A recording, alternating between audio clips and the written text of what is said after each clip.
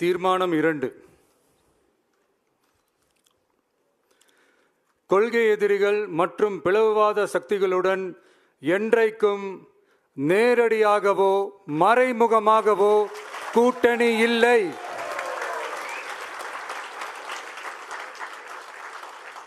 ஒன்றிய அளவில் மலிவான அரசியல் ஆதாயங்களுக்காக மக்களை மத ரீதியாக பிளவுபடுத்தி மக்களிடையே வேற்றுமையை விதைத்து அதில் குளிர்காய நினைக்கிறது பாஜக. அவர்களின் இந்த விஷமத்தனமான வேலைகள் வேறு எங்கு வேண்டுமானாலும் எடுபடலாம், ஆனால் தமிழகத்தில் ஒருபோதும் எடுபடாது.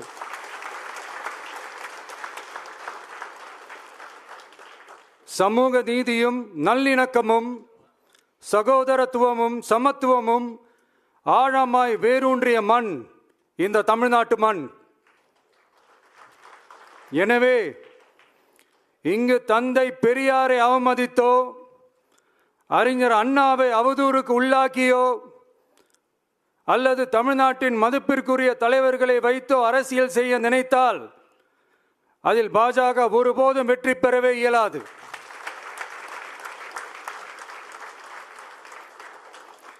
சுயநல அரசியல் லாபங்களுக்காக பாஜகவுடன் கூடி குழைந்து கூட்டணி போக திமுகவோ அதிமுகவோ இல்லை.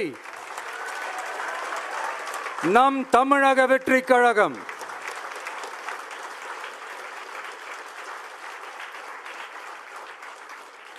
கொள்கை எதிரிகள் மற்றும் பிளவுவாத சக்திகளுடன் என்றைக்கும் நேரடியாகவோ மறைமுகமாகவோ கூட்டணி இல்லை என்பதில் தமிழக வெற்றி கழகம் மிக உறுதியாக இருக்கிறது.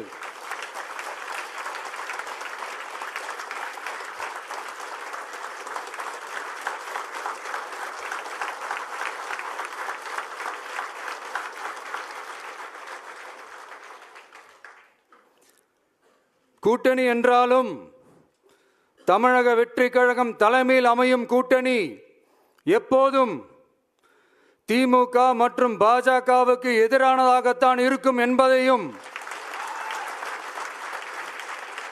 அதில் சமரசம் என்ற பேச்சுக்கே இடமில்லை என்பதையும்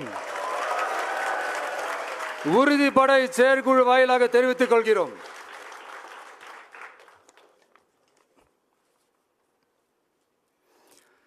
இது இறுதியான தீர்மானம் மட்டுமல்ல, உறுதியான தீர்மானம்.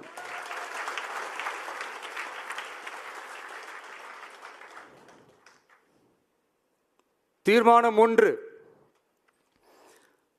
நாம எல்லாருக்குமே வாழ்வாதாரம் இருக்கு, இல்லைன்னு சொல்லல. ஆனா நம்ம எல்லாரோட வாழ்வாதாரத்துக்கும் அடிப்படையா இருக்கிறதுல விவசாயிகளும் ரொம்ப முக்கியமானவங்க. அப்படிப்பட்ட நம்ம விவசாயிகளுக்காக அவங்க கூட நிற்க வேண்டியது நம்ம கடமை. அந்த கடமையை நாம சரியா செஞ்சே ஆகணும். கண்டிப்பா நாம விவசாயிகள் பக்கம் எப்பவும் நிற்போம் நிற்போம் நிற்போம், நின்னே தீருவோம். பரந்தூர் விமான நிலைய பிரச்சனை தொடர்பா தமிழ்நாடு முதலமைச்சர் மாண்புமிகு திரு மு.க. ஸ்டாலின் அவர்களுக்கு ஒரு கடிதம் எழுதியிருக்கிறோம். அதை நான் இங்க கொஞ்சம் படிச்சு காட்டுறேன். மாண்புமிகு தமிழ்நாடு முதலமைச்சர் அவர்களுக்கு வணக்கம்.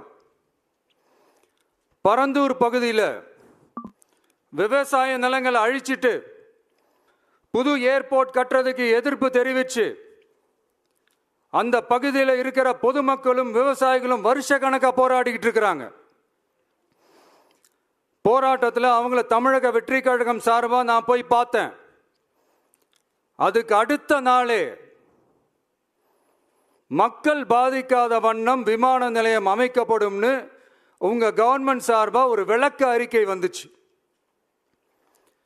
அந்த ஸ்டேட்மெண்ட்ல 1005 குடும்பங்கள் மட்டுமே பரந்தூரில் வசிப்பதால் விமான நிலையம் வந்தா பெரிய பாதிப்பு இருக்காதுன்ற மாதிரி சொல்லியிருந்தாங்க. மக்கள் பாதிக்காத வண்ணம்னா என்னங்க சார்?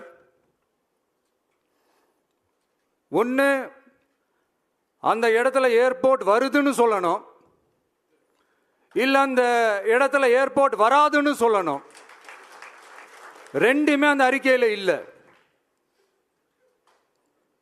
வெறும் 1005 குடும்பங்கள்னா உங்களுக்கு அவ்வளவு சாதாரணமா போச்சா சிஎம் சார்?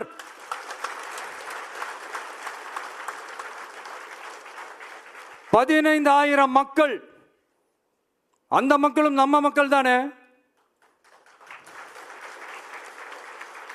ஏன் அந்த அக்கறையோ அந்த மனிதாபிமானமோ உங்ககிட்ட இல்ல? எதிர்கட்சியா இருந்தா மட்டும்தான் மக்கள் மேல உங்களுக்கு அக்கறை இருக்குமா?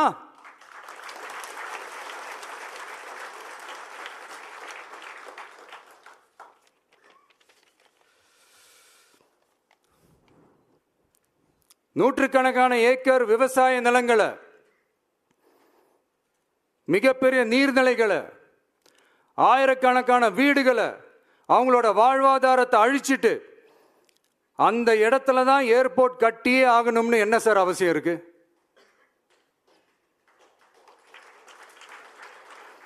அப்புறம் எப்படி சார் நீங்க உங்களை மக்களின் முதல்வர்னு நான் கூசாம சொல்றீங்க?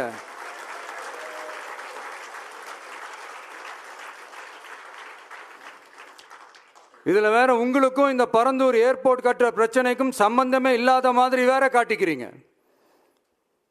ஆனா ஏர்போர்ட்டுக்காக பரந்தூரை பரிந்துரை செஞ்சது உங்க கவர்மெண்ட் தான் ஒன்றிய விமான போக்குவரத்து துறை அமைச்சர் சில மாதங்களுக்கு முன்னாடி சென்னை வந்திருந்தப்போ சொன்னார்.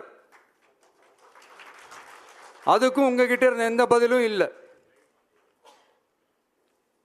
இந்த சூழ்நிலையில் பரந்தூர் விமான நிலைய பணிகளுக்காக விவசாய நிலங்களை கையகப்படுத்த கடந்த 25/6/2025 அன்னைக்கு உங்க கவர்மெண்ட் தான் அரசாணை பிறப்பிச்சிருக்கு. விமான நிலையம் அமைக்கிறதையே ஏற்க மாட்டோம்னு வருஷக்கணக்காக போராடுற மக்களோட நிலங்களையும் சேர்த்தே கையகப்படுத்த அந்த ஆணை பிறப்பிக்கப்பட்டிருக்கு. விவசாயிகளோட கண்ணீரை துடைக்க வேண்டிய தமிழ்நாடு அரசு அவங்களோட கண்ணில் குத்துறதாகவே இருக்கு இந்த ஜீவோ. இதெல்லாம் உங்களுக்கு தெரிஞ்சுதான் நடக்குதா? உங்க ஒப்புதலோடு தான் நடக்குதா? தெரியல, பதிலும் தெரியல. பரந்தூர் மக்களை இது வரைக்கும் நீங்க ஏன் சந்திக்கலன்னு கேட்டா அதுக்கும் பதில் இல்லை.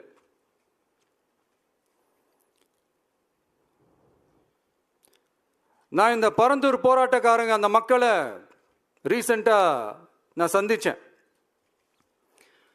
அவங்க சொன்னதையெல்லாம் கேட்கும்போது உண்மையிலே ரொம்ப கஷ்டமா இருந்தது. இப்பவும் ஒன்றும் குறைஞ்சிடல சிஎம் சார்.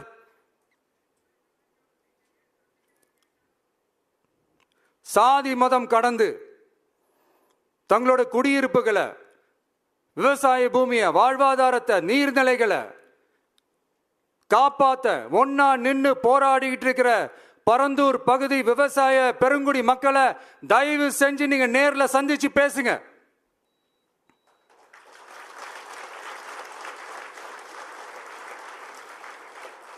உங்களுடைய அமைச்சர்களோ இல்ல உங்களுடைய அதிகாரிகளோ பேசக்கூடாது. நீங்களே நேர்ல சந்திச்சு பேசணும். அந்த இடத்துல விமான நிலையம் வராதுன்ற உத்தரவாதத்தை அவங்களுக்கு நீங்க கொடுக்கணும்.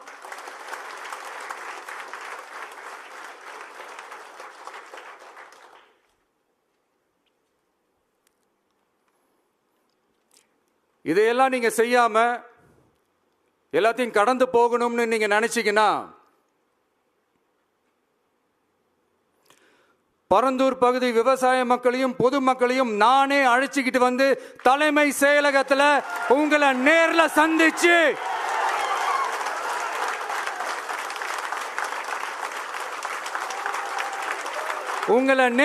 சந்திச்சு முறையிடுற நிலைமை உண்டாகும். அப்படி ஒரு சூழலை நீங்க உருவாக்க மாட்டீங்கன்னு நான் நம்புறேன். அதையும் மீறி அப்படி ஒரு சூழல் வந்துச்சுன்னா நான் ஃபேஸ் பண்ண தயாரா இருக்கேன்.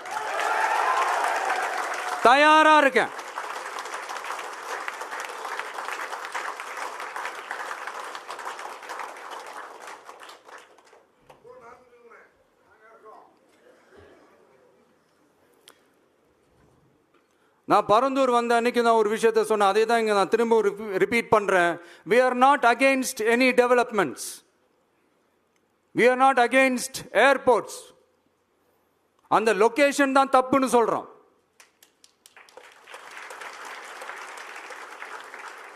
இதை நாங்கள் மட்டும் சொல்லலை, ஏவியேஷன் சேஃப்டி எக்ஸ்பர்ட்ஸ் மென்ஷன் பண்ணியிருக்கிறாங்க.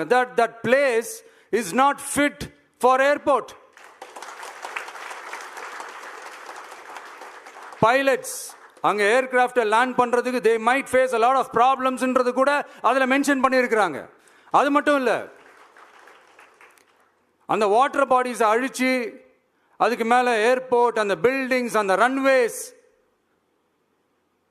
இதெல்லாம் வந்ததுக்கு அப்புறம் ஒரு மழைக்காலமோ இல்லை ஒரு floods டைம்லையோ the whole Chennai city will be flooded.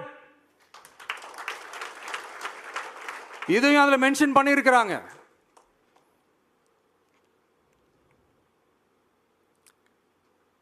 So இதெல்லாம் மைண்டில் வச்சுக்கிட்டு தயவு செஞ்சு please take a call. Thank you. நன்றி, வணக்கம்.